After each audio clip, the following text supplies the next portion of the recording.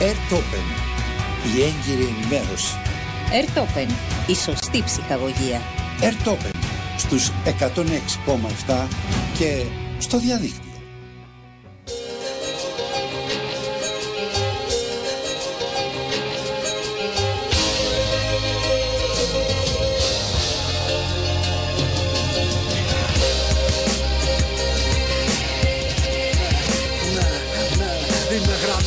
Γυρίζω στον κόσμο που όλα αλλάζει. Σαν παιδί που χάθηκε στην πόλη και φωνάζει. Γρανάζει σαν το κανάλι που σαϊδιάζει. Σαν την κοινωνία που βάλετε και κοχλάζει. Κοίτα, ο φίλος σου δίπλα είναι γρανάζει. Ο γείτονας γρανάζει, γι' αυτό στραβά σε κοιτάζει. Ο ξένος ουλιάζει κι ο χρυσαυγίτης βάζει. Γιατί αντί για λάδι ρίχνουν αίμα στο γρανάζι. Θέλω να πω, είσαι ένα δόντι στο γρανάζι. Γι' αυτό που λες έχει αρχίσει να με κουράζει. Όπως κι αυτός ο κόσμος που τίποτα δεν τον νοιάζει. Όπως κι αν ο μισή της που άρχισε να ξεθοριάζει. Γρανάζει, είναι η σχέση μας νερό που βράζει. Μας νίκησε η εποχή και τώρα κάνει χάζει. Γι' αυτό στα λεωφορεία ο κόσμος αναστενάζει. Για τη ζωή κυλάει σε ρόδες και αίμα στάζει. Γρανάζει, γνώρισα μια κοπέλα που σου μοιάζει. Μου είπε πως αγάπη μοιράζει και ρούχα βγάζει. Το νου σου να κάνεις πάντα αυτό που σε εκφράζει. Γιατί που ήταν δίπλα σου είναι κι αυτή γρανάζει. Ναι, γιατί ο κόσμος σας έπαψε να με νοιάζει. Γιατί όλα γύρω γυρίζουνε το γρανάζι. Όπως και εκείνη η κοπέλα που σου μοιάζει. Έτσι κι εσύ είσαι ένα δόντι στο γρανάζι. Γιατί ο κόσμος σας έπαψε να με νοιάζει. Γιατί όλα γύρω γυρίζουνε το γρανάζι. Κι ανάμνηση σου άρχισε να ξεθοριάζει. Γιατί σου πάντα ένα δόντι μες στο γρανάζι. Κι ανάμνηση σου άρχισε να ξεθοριάζει. Γιατί σου πάντα ένα δόντι μες στο γρανάζι. Και έτσι πάει και το γρανάζι συνεχώς γυρίζει. Γρανάζει και ο νάζι που το κεφάλι του ξυρίζει. Γρανάζει σαν το χαμογελό της που αφοπλίζει. Γρανάζει και το εγώ μου που γύρω μου τείχους χτίζει. Όπως και ο λαός που όλο μαλακές ψηφίζει. Γιατί κάθε λαός παίρνει αυτό που του αξίζει. Γιατί κάποτε ψήφιζε σένα να σε διορίζει. Και τώρα μου ψηφίζει τον άλλο να σε δανείζει.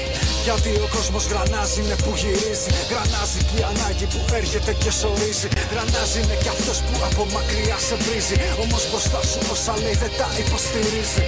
Είναι γρανάζει αλλά εδώ το πόλο τρίζει. Το πάθος του παιδιού που παλεύει να ξεχωρίζει. Κι αλήθεια δεν είναι η σιρήνα που φοβίζει. Μα το άδικο του μπάτσου που Δεκέμβρη σου θυμίζει. Γιατί έτρεχες από εξάρχη ακριβώς σου γίζει. Σε μια κοπέλα που πλέον λέει δεν σε γνωρίζει. Γρανάζεσαι κι εσύ και ό,τι σε χαρακτηρίζει. Γρανάζει με κι εγώ κι όλος ο κόσμος που γυρίζει. Ναι, γιατί ο κόσμος σας έπαψε να με νοιάζει. Γιατί όλα γύρω γυρίζουνε το γρανάζι. Όπως και εκείνη η κοπέλα που σου μοιάζει. Έτσι κι εσύ είσαι ένα δόντι στο γρανάζι. Γιατί ο κόσμος σας έπαψε να με νοιάζει. Γιατί όλα γύρω γυρίζουνε το γρανάζι. Κι ανάμνηση σου άρχισε να ξεθοριάζει. Γιατί σου πάντα ένα δόντι μες στο γρανάζι. Γιατί ο κόσμος σας έπαψε να με νοιάζει. Γιατί όλα γύρω γυρίζουνε το γρανάζι. Όπως και εκείνη η κοπέλα που σου μοιάζει.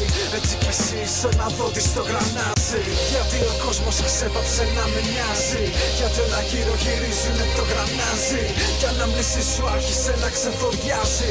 Γιατί σου πάντα ένα δόντι μες στο γρανάζι.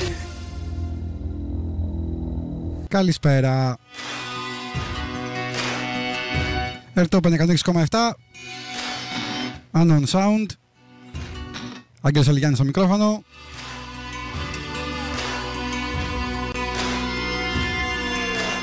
Θα πάμε παρέα μέχρι τις 7.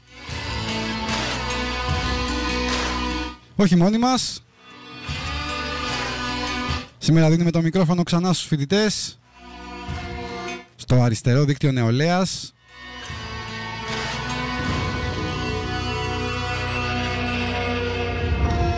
Θα μιλήσουμε για την πρώτη νίκη τους.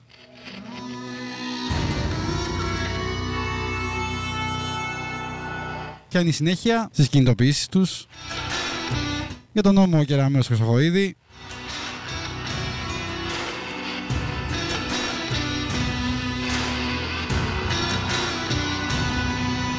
Σε λιγάκι λοιπόν. Ακούσαμε στοίχημα και γρανάζι.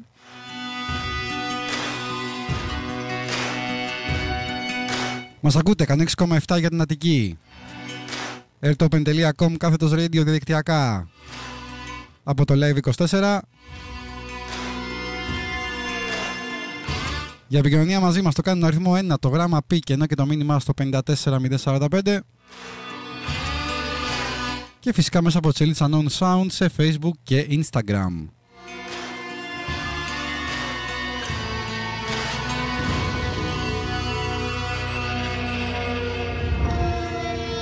Λοιπόν, πάμε να ακούσουμε Ήρωα, Incognito και Τζαούλ, Πατησίων, Μπενά και Ραχόβης και να γυρίσουμε έτσι παρέα με τα παιδιά.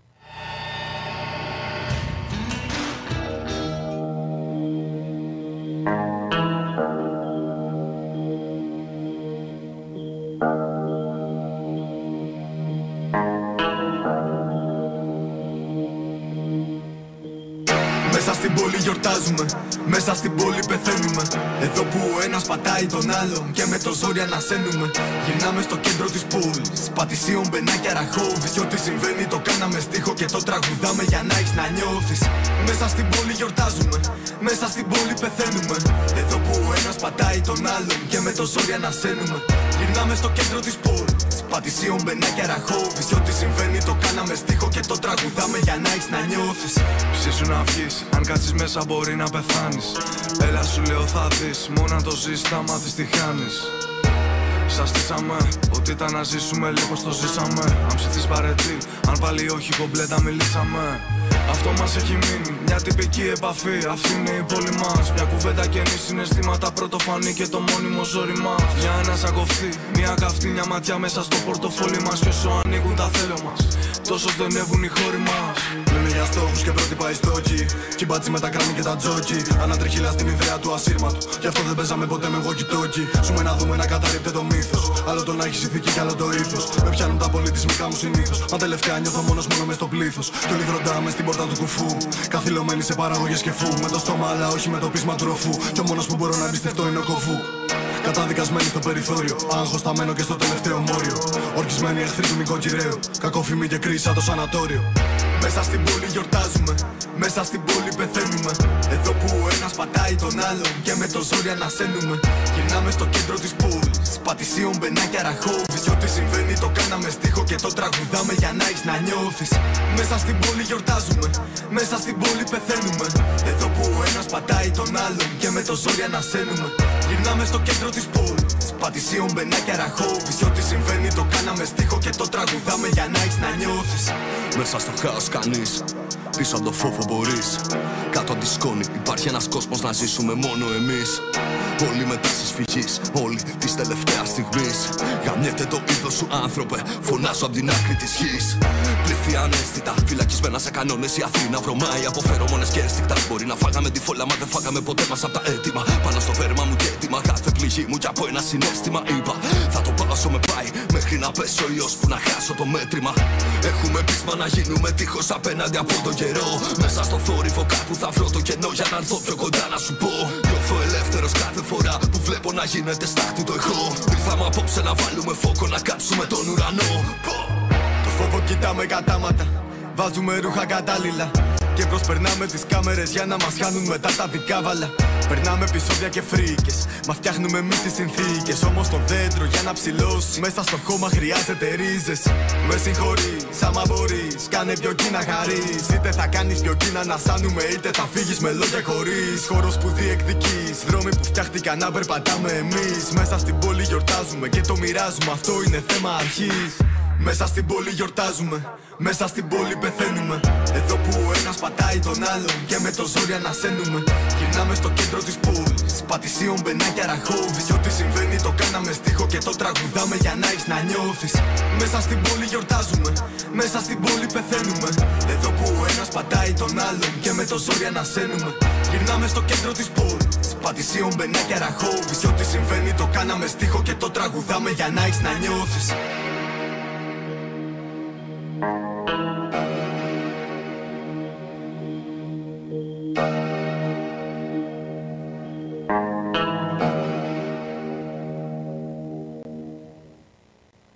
Λοιπόν, και γυρίσαμε εδώ παρέα με το αριστερό δίκτυο Νεολαίας. Καλησπέρα. Καλησπέρα, είμαι Μυρτώ. Είμαι από το αριστερό δίκτυο Νεολαίας και ευχαριστώ πάρα πολύ για την πρόσκληση. Λοιπόν, πρέπει να έχουμε την πρώτη νίκη σε εισαγωγικά δικιά σας, έτσι.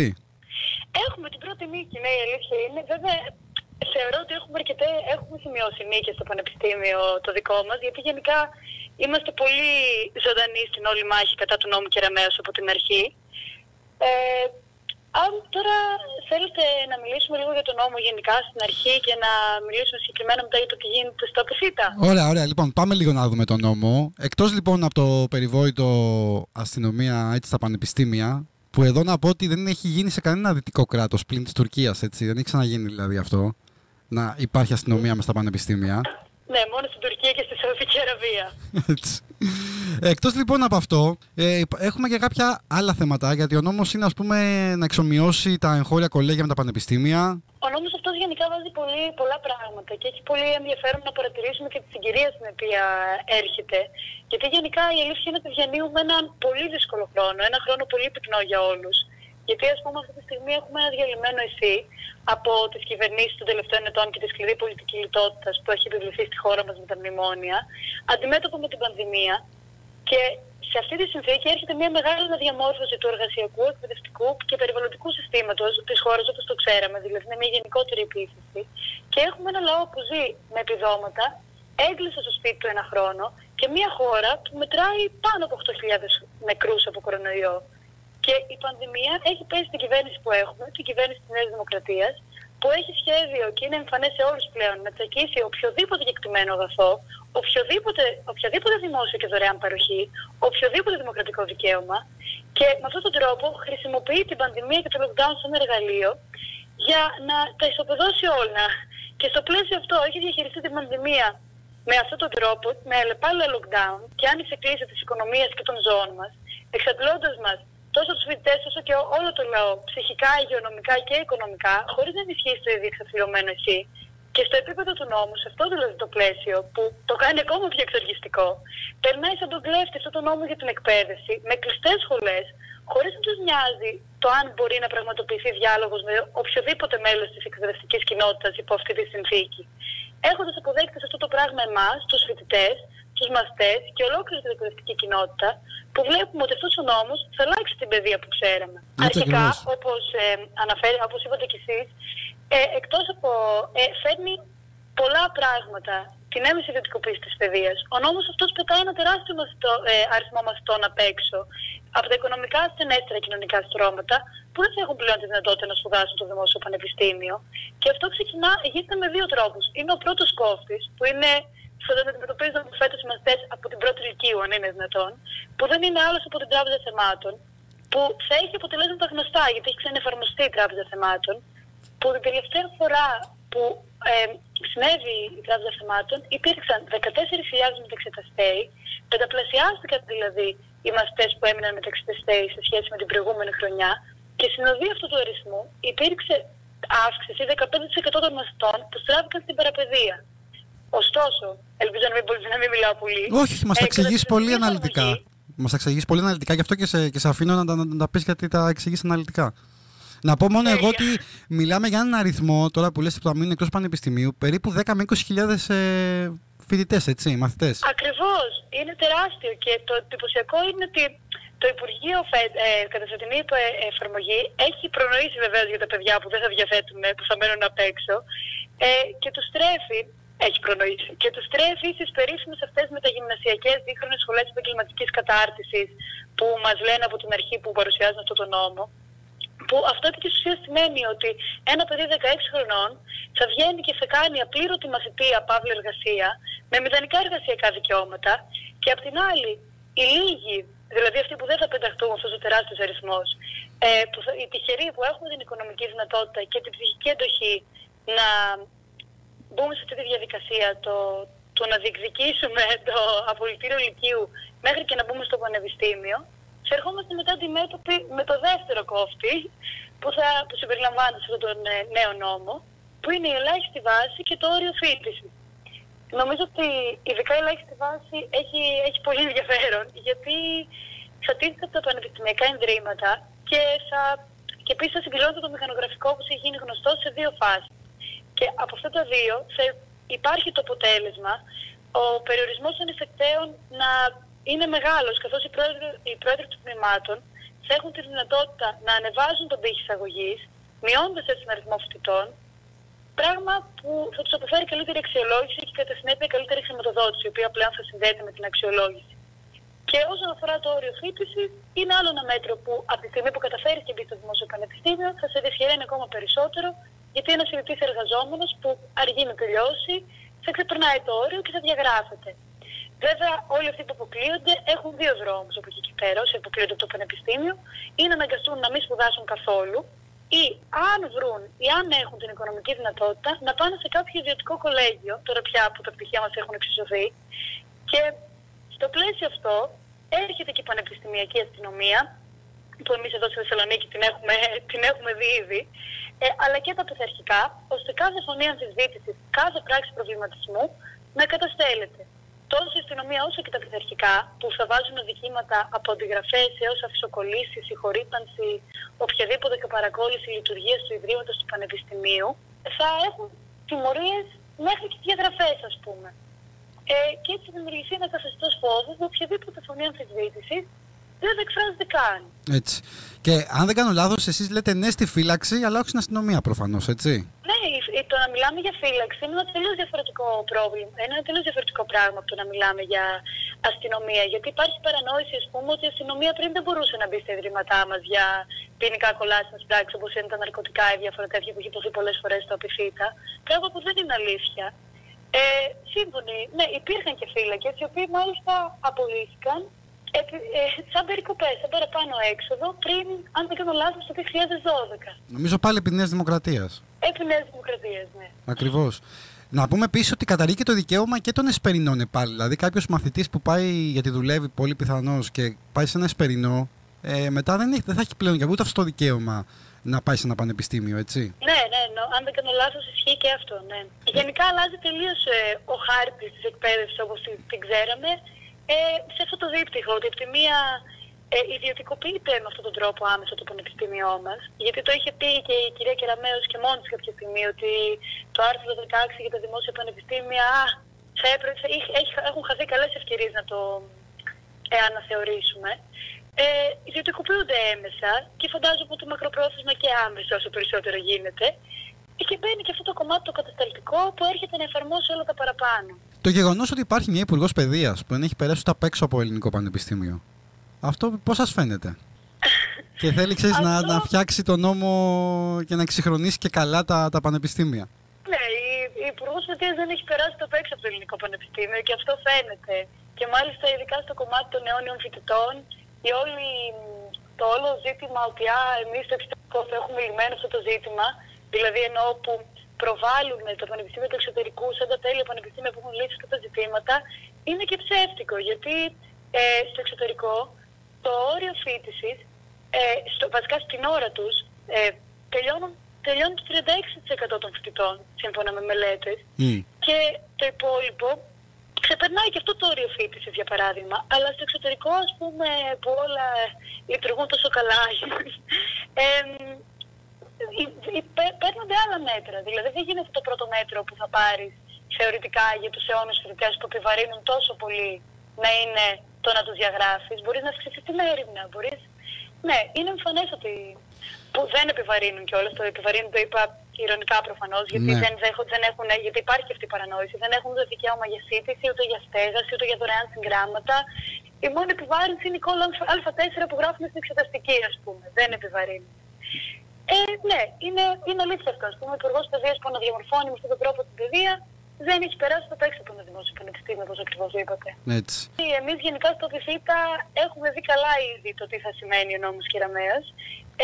Όχι μόνο στο κατασταλτικό του κομμάτι εννοώ, αλλά και στις φάσεις της αγωγής που έχουν αρχίσει να στέλνονται από διάφορα τμήματα σε αυτό το κομμάτι και το τι θα σημαίνουν και το πώς θα μένουν έξω, ας πούμε. Επίσης, εσείς στο ΑΠ έχετε δει και πολύ καλά και την είσοδο της αστυνομίας, έτσι, μέσα στα πανεπιστήμια. Και με πολιτικά. Ναι, την έχουμε δει πολύ καλά. Και με πολιτικά. Και με πολιτικά κιόλας είχαν μπει. Ναι, ήταν τρομερό. Έχουμε δει αυτή τη δροσερή πρωί Δημοκρατίας 2 φορές, με 2 εισβολές θυμάτων στον χώρο μας, που οδήγησαν και σε συλλήψεις συμφοιτητών μας. Και συγκεκριμένα στην πιο πρόσφατη αυτή με τα πολιτικά, τα μας μπήκαν ξημερώματα. Που ήταν όντως, πώς το λένε, αστυνομία αντιμένη με πολιτικά, για να κενώσουν την Βρυτανία, που ήταν κατειλημμένη από φοιτητικούς συλλόγους. Και το ενδιαφέρον είναι ότι εκείνη η κατάληψη ήταν ανακοινωμένο ότι θα έλεγε το ίδιο μεσημέρι. Και αν και είχε πάρθει αυτή η απόφαση, έγινε αυτή η επιλογή, δηλαδή να γίνει αυτή η βία αστυνομική εισβολή, οι προσαγωγές, το ξύλο, το κυνήγι φοιτητών που τους ρίχνανε μέσα στο παιδί τα χημικά, η επίδειξη ισχύως, ο τσαμπουκάς, όλη αυτή η στάση, όπου ήταν επιλογή αυτή η εισβολή, που όξινε μια ήδη πολύ οξυμένη κατάσταση στο ΑΠΘ, με ευθύνη της κυβέρνησης, του Υπουργείου Παιδείας και του Πρίτανη Παπαϊωάννου που επέτρεψε αυτή την κατάσταση. Όχι μόνο την επέτρεψε, τέλος πάντων. Και εντάξει, απλά αυτά τα περιστατικά που εμείς είχαμε που τα έχουμε δει από τώρα δυστυχώς, είναι από τα πρώτα, τα πολλά που έχουμε να δούμε στη συνέχεια.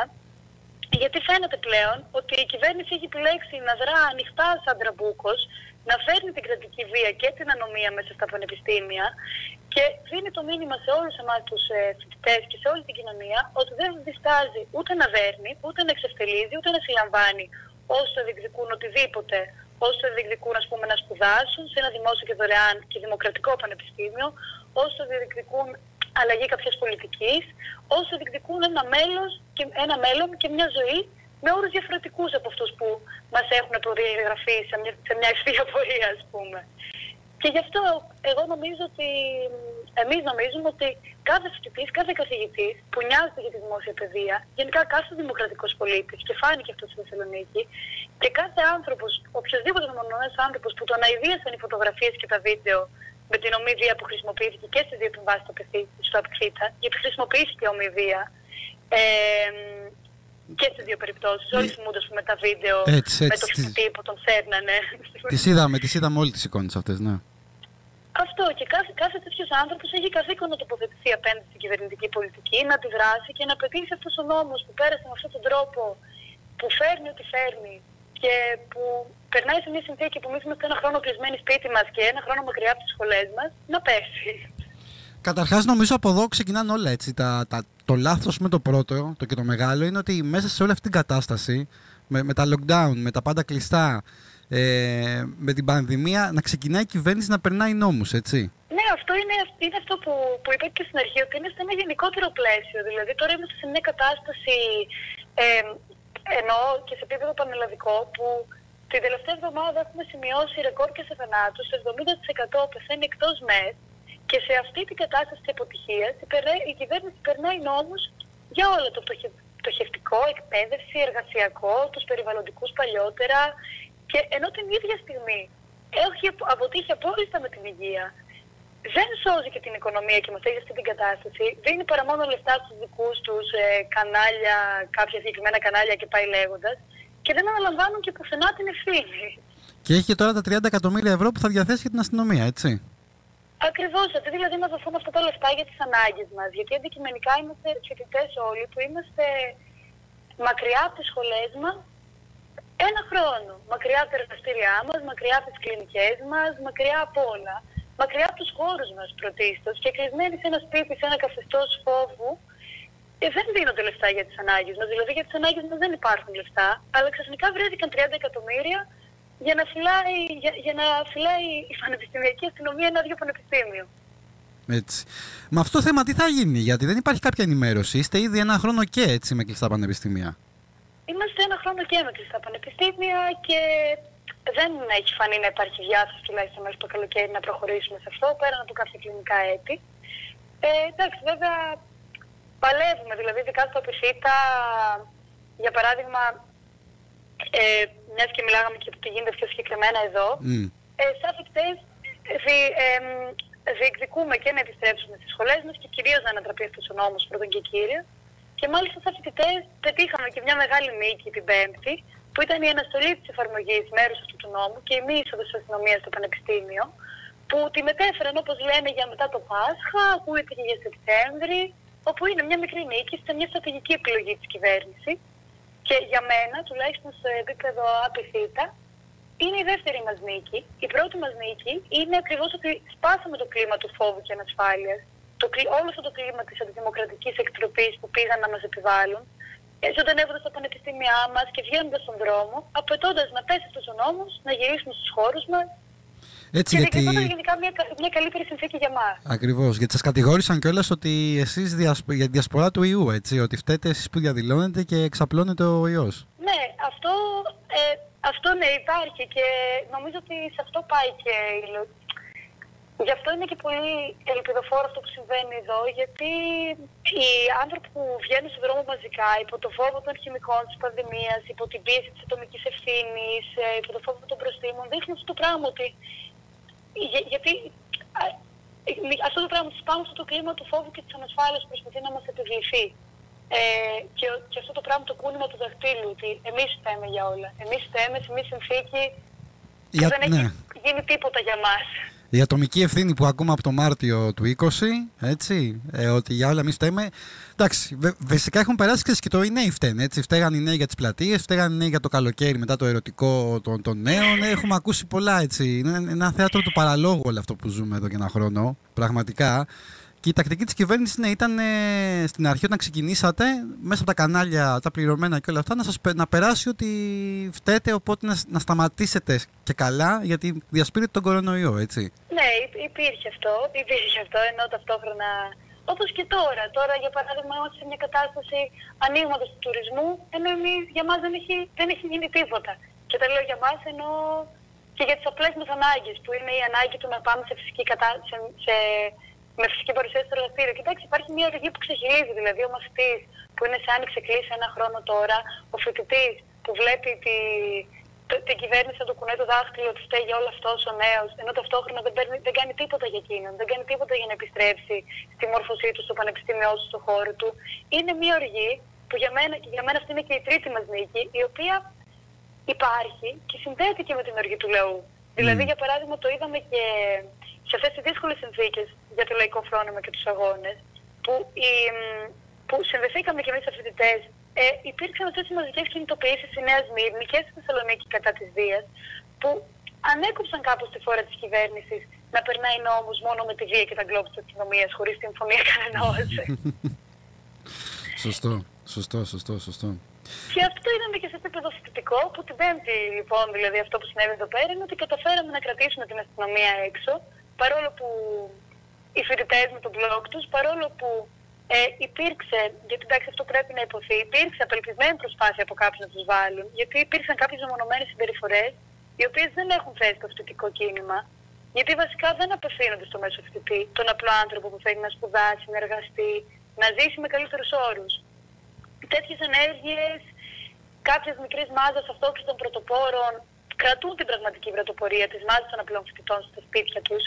Δηλαδή, αυτοί που στην πραγματικότητα είναι ικανοί να πιέζουν στον δρόμο και φάνηκε και να πιέζουν την κυβέρνηση και να βγαίνουν στον δρόμο, δεν είναι οι 30. Οι 30 δεν είναι επικίνδυνοι για τον αντίπαλο, οι 30 με αυτές τις συμπεριφορές. Οι 3.000 είναι που είναι επικίνδυνοι, που επιστρέφουν στον δρόμο μαζικά, αυτό ακριβώς που λέγαμε πριν.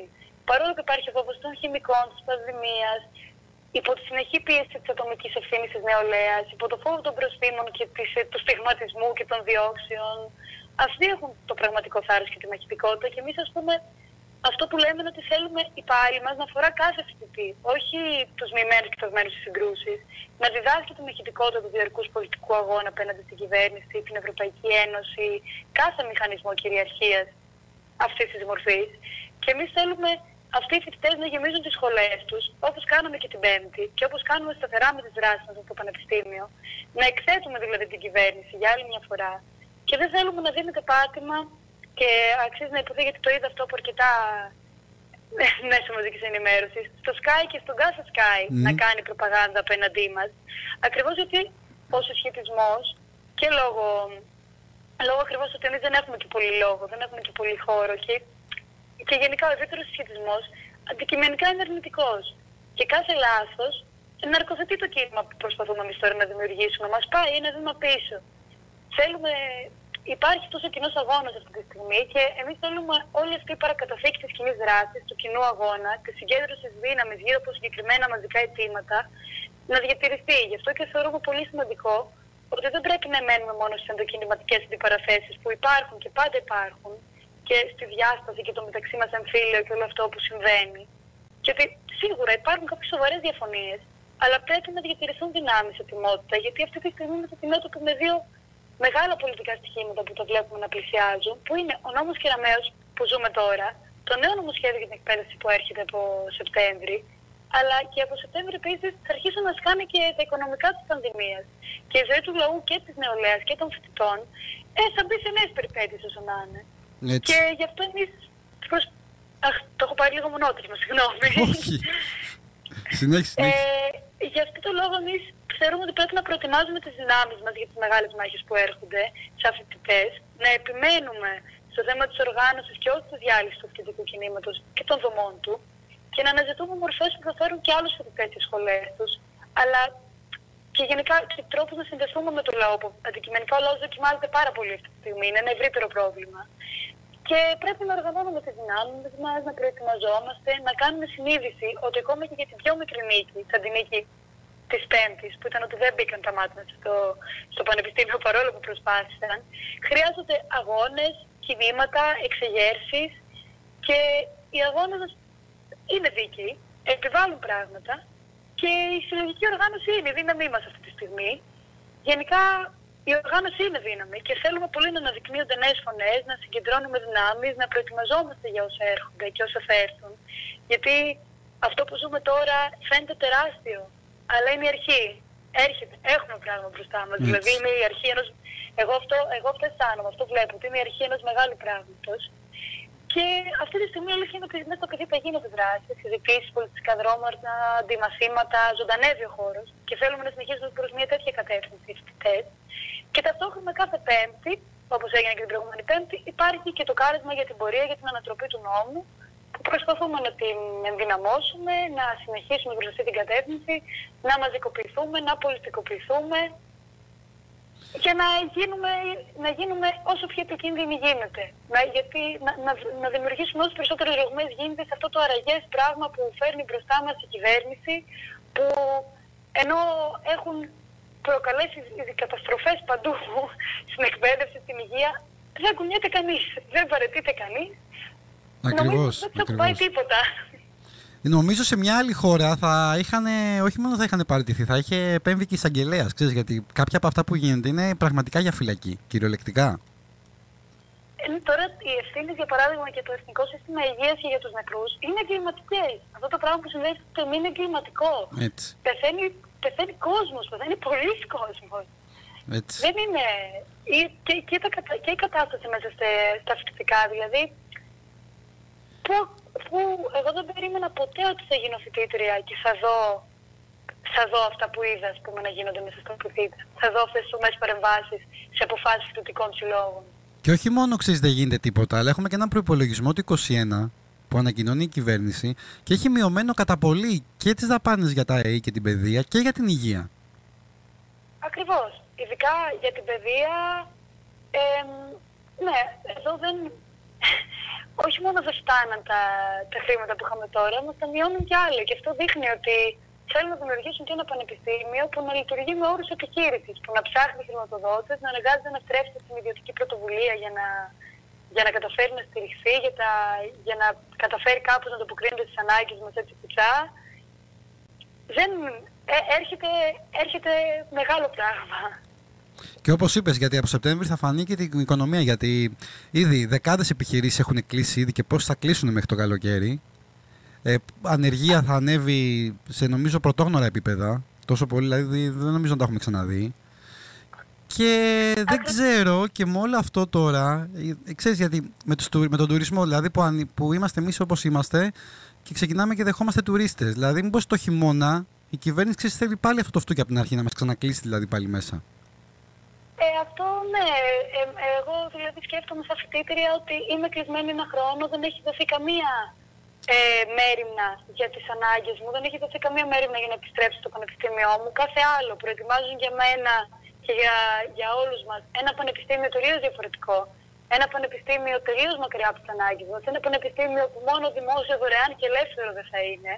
Και ταυτόχρονα αντιμετωπίζεται η χώρα μας συνολικά σαν τουριστικό θέρετρο. Δεν έχει δοθεί μέριμνα για τις επιχειρήσεις, δεν έχει δοθεί μέριμνα για το λαό, δεν έχει δοθεί μέριμνα για τη μόρφωση, για την υγεία, για τίποτα. Και αυτή τη στιγμή ανοίγουμε για τους τουρίστες, ενώ εμείς ο λαός της χώρας μας, οι Έλληνες, είμαστε κλεισμένοι ένα χρόνο στο σπίτι μας. Εντάξει, αυτό είναι σουρεάλ μόνο κατάσταση μπορώ να το ονομάσω, για να την πω έτσι κομψά. Αυτό δηλαδή στα Χανιά που έγινε και στο Ηράκλειο, να έχουν ανοίξει το ξενοδοχείο, να είναι οι τουρίστες, να τρώνε στο εστιατόριο και όλοι οι υπόλοιποι κάτοικοι να είναι κλεισμένοι μέσα και να στέλνουν μήνυμα για να πάνε ένα σούπερ μάρκετ. Δεν ξέρω πώς να το χαρακτηρίσω, δηλαδή είναι τραγελαφική κατάσταση αυτή. Ναι, είναι εμφανής και προσβλητικά εμφανής αδιαφορία για τις ανάγκες μας. Και εμείς θέλουμε το φοιτητικό κήρυγμα να ενωθεί με την οργή του λαού, γιατί υπάρχει οργή και πρέπει να κατευθυνθεί προς κάπου, πρέπει να συγκεντρωθεί σε πολιτικά αιτήματα, πρέπει να γίνει επικίνδυνη και μπορεί να γίνει επικίνδυνη για το αραγές πράγμα της κυβέρνησης, αυτό το πράγμα που το πεταναρμέ. Και είναι τραγικό, είναι παντελής αδιαφορία για τις ανάγκες μας. Έχουμε εξαντληθεί όλοι. Οικονομικά, ψυχολογικά, υγειονομικά, όλη η χώρα. Και αυτό, έχουμε γίνει μια ελεύθερη μπανανία που καταργούνται πρακτικά σιγά σιγά οποιοδήποτε δημόσιο και δωρεάν αγαθό, οποιοδήποτε κοινωνική παροχή για εμάς. Και ταυτόχρονα αυτό, είμαστε μια ωραία τουριστική ατραξιόν. Ανοίγουμε για τους τουρίστες. Τουριστικό θέρετρο, όπως το πες. Τουριστικό θέρετρο, ναι, κανονικά. Και εντάξει, αυτό το πράγμα, οργή υπάρχει και συσσωρεύεται και εγώ τουλάχιστον θεωρώ. Και γι' αυτό πρέπει να προετοιμαζόμαστε, γιατί έρχονται μεγάλες μάχες και να προσπαθούμε σαν φοιτητές και γενικά και στους άλλους χώρους να παλεύουμε για να οργανωνόμαστε μέσα στις δομές μας, στους συλλόγους μας και στους συλλόγους μας εννοώ εμείς φοιτητές, και να αναζητούμε μορφές που θα μας φέρουν σε επαφή εμάς με το λαό και να προχωρήσουμε σε μια κατάσταση όλοι μαζί να οργανωθούμε, να γίνει η συνείδησή μας ότι χρειάζεται να αγωνιστούμε για να έχουμε νίκες και για να χαράξουμε μια διαφορετική πορεία από αυτή την ευθεία, αυτή την προδιαγεγραμμένη ευθεία που υπάρχει για μας, για τις ανάγκες μας, που δεν είναι για μας βασικά, δεν είναι καλή για μας και δεν νοιάζονται για μας. Και προφανώς, ας πούμε, και εμείς φοιτητές, και φαίνεται και από τις κινητοποιήσεις μας και από τα πανό μας και από τις αποφάσεις των συλλόγων μας, στηρίζουμε τους υγειονομικούς και όλα τα ζητήματα, στηρίζουμε το να ενισχυθεί το ΕΣΥ. Προσπαθούμε να παίρνουμε θέση για όλα αυτά που συμβαίνουν αυτή τη στιγμή, και στο εργασιακό, για το 8ωρο και για όλα. Και πρέπει αυτό το πράγμα, έρχονται μεγάλες μάχες. Είναι αυτό που λες. Δεν ξέρεις από πού να το πιάσεις. Δηλαδή, να πούμε το 8ωρο που θα γίνει 10ωρο, 11ωρο, την πρώτη κατοικία που μπορεί να τη χάσει ο άλλος για ελάχιστα χρήματα, άμα χρωστάει, ξέρω, στην τράπεζα. Για την υγεία που εδώ και ένα χρόνο φωνάζουν οι υγειονομικοί και δεν τους ακούει κανείς. Για εσάς που θα αλλάξει όλο το τοπίο στην παιδεία. Δηλαδή, από πού και να το πιάσεις. Είναι τόσα πολλά αυτά που γίνονται, που πραγματικά δεν ξέρω, το Σύνταγμα έχει γίνει φύλλο και φτερό. Ναι, έχει γίνει. Και η αλήθεια είναι ότι και υπάρχει αυτό το πρόβλημα, ότι αυτή τη στιγμή, ενώ βιώνουμε όλο αυτό το πράγμα, υπάρχει αυτό το αραγές, η αραγή διάθεση, αυτό το πετούμερμαίο που κανείς δεν έχει παραιτηθεί, κανείς δεν έχει ζητήσει μια συγγνώμη για αυτή την κατάσταση, ένα συγγνώμη για τους νεκρούς, όχι ότι θα άλλαζε κάτι το συγγνώμη, αλλά κανείς δεν έχει δείξει κανένα στίγμα μεταμέλειας ή διάθεσης να πει ότι κάτι έγινε λάθος. Και είμαστε ένας λαός που είμαστε έγκλειστος ένα χρόνο στο σπίτι του, βλέπουμε τι συμβαίνει και ταυτόχρονα έχουμε και αυτή την αντιμετώπιση από απέναντι ότι αραγές πράγμα, που δεν έχει υπάρξει ούτε μια παρέτηση. Οι υπουργοί, οι βουλευτές θα έπρεπε να παρετούνται για πολύ πιο ασήμαντα πράγματα. Έτσι. Για παράδειγμα, ο Πρίτανης, μην το πάμε πολύ μακριά, του Απιθύτα, κανονικά θα έπρεπε να έχει παραιτηθεί.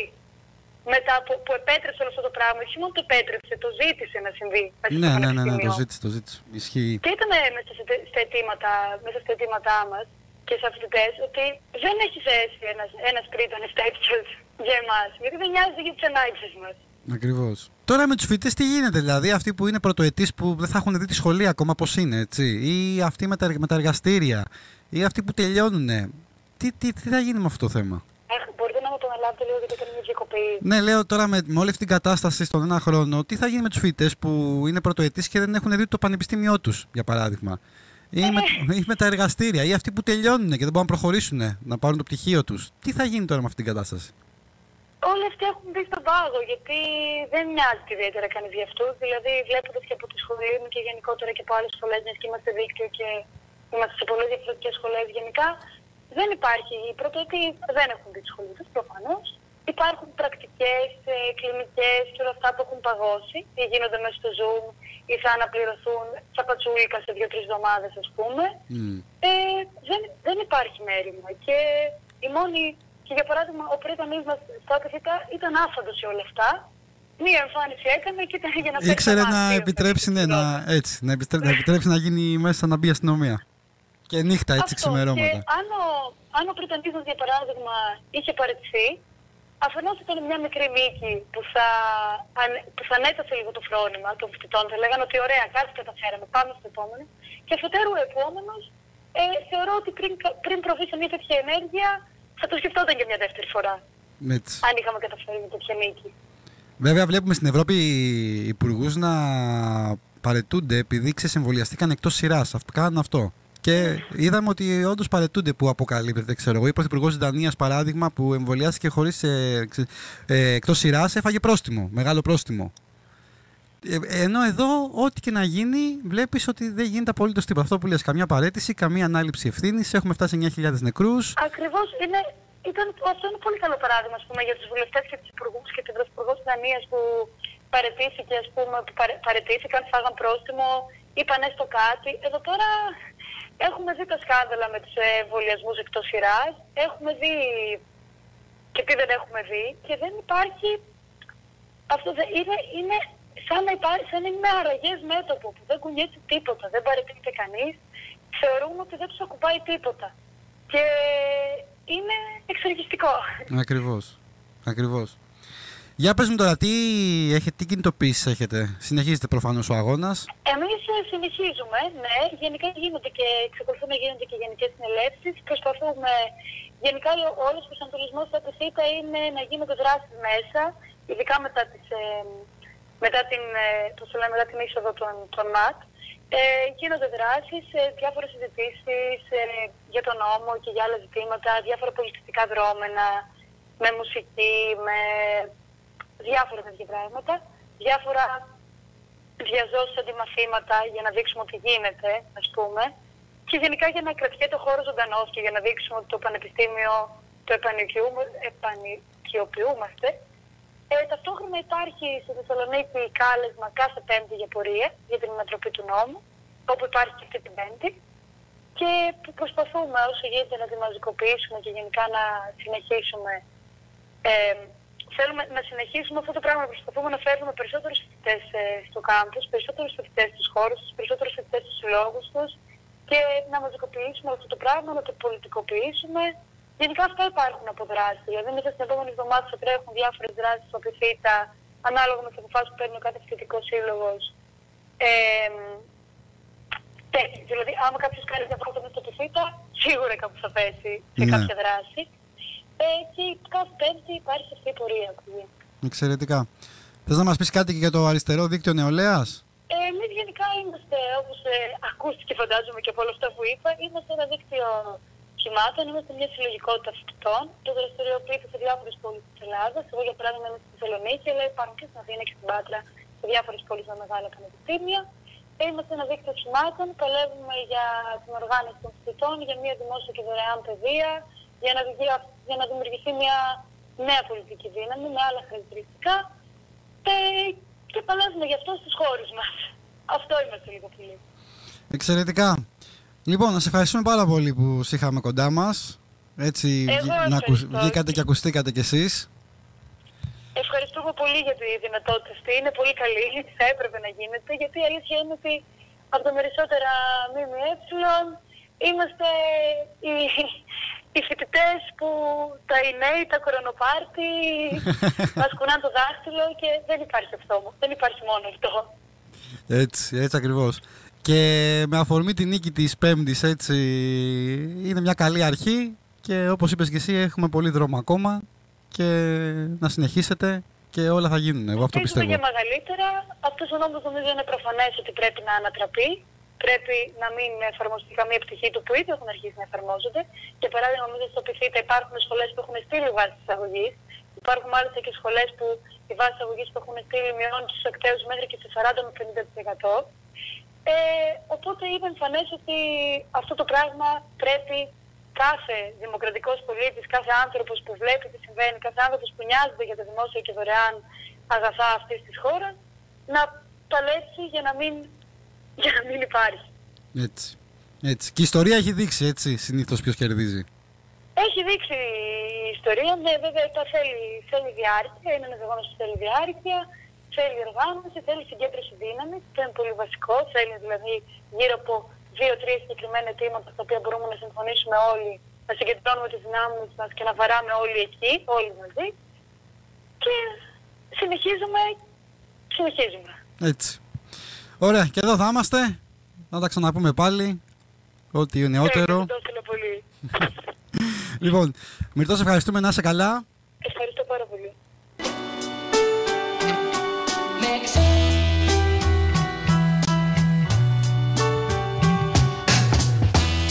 Έχω σχέδια φοβερά, είμαι πολύ παίρνει σοβαρά. Στην ελεύθερη αγορά νιώθω ψάρι έξω απ' τα νερά. Κόκκες και ελικόπτερα, λυπηθείτε με το φουγαρά. Στην ελεύθερη αγορά νιώθω ψάρι έξω απ' τα νερά. Επιτέλους βρήκα σπίτι αλλά δεν πήρα TV. Έβαλα ίντερνετ να βλέπω GNTM από εκεί. Είμαι μαλάκαρας, ο Θόδωρας Ζαμπά μου στέλνει raps. Βλέπω το κότερα, ελικόπτερα 20 φορά. Και τώρα πίνουμε μπύρες ξενερωμένοι σαν Αθηναίοι. Αναρωτιόμαστε τι χαζομάρες ακούν τέλος πάντων αυτοί οι νέοι. Γιατί ενώ hip hop τριγύρω αυτόν ωραίοι δεν μας εμπνέει. Ποιοι είναι όλοι αυτοί οι Σιριζέοι? Λοιπόν λέω να αφήσουμε τον κόσμο να γουστάρει. Ωραία να ξεχωρίσει και η ραπ από το στάρι. Όσοι περίμεναν να νιώσουν διαφορετικοί από τη μουσική που ακούνε, ώρα να το ξανασκεφτούνε. Και ώρα επίσης να πάρουν από τον ανέμιτη γραμμή. Ο καπιταλισμός πρέπει να καταστραφεί και να αντικατασταθεί από κάτι που αν ήταν εύκολο να το αναλύσω σε ένα κουπλέ θα ήμουν ψεύτης και εσύ πελάτης. Και κι άμα βγει και ραπ από το περιθώριο, η έκφρασή μας διαμεσολαβείται από το εμπόριο. Αν τους το ρίξουμε κι ας φαίνεται το κάστρο τους πελώριο, με χωρίς μικρόφωνο. Δεν μπορεί να είναι μόνο αυτό η ζωή και όλοι αθώοι. Ζούμε μόνο μια εκδοχή στην οποία ο πλούσιος μας τρώει. Τρέχουμε για μισθό που πάνε να το κάνουνε μισό και τον άλλο μισό. Οι θύνοντες να το φάνε μισό-μισό. Βαραίνει το κεφάλι μας και πέφτει στην οθόνη. Στο μεγάλο σούπερ μάρκετ όλοι ψωνίζουν μια γνώμη. Ψάχνω ωραία μουσική σαν να με λέγανε Αντώνη. Ο αλγόριθμος με πέρασε για έφηβο που χώνει. Και φτάνουμε στο hip hop, το μόνο είδος μουσικής που η κύρια θεματολογία του είναι ποιος είναι ο πιο ταΐς. Δεν με νοιάζει ο ήχος τους, με νοιάζει η ευθύνη τους. Δίχως γνώσεις ήρθαν να ταΐσουνε τα πλήθη τους. Θέλουν να εντυπωσιάσουν, εμένα δεν με εντυπωσιάζουν. Νέα κατηγορία στο rap, μόνο ακούς κουσκούς. 23 χρόνια παρέα με το Ζάτρι στο ίδιο σπίτι. Η μάνα μου ξέρει πιο πολύ hip hop από μερικούς.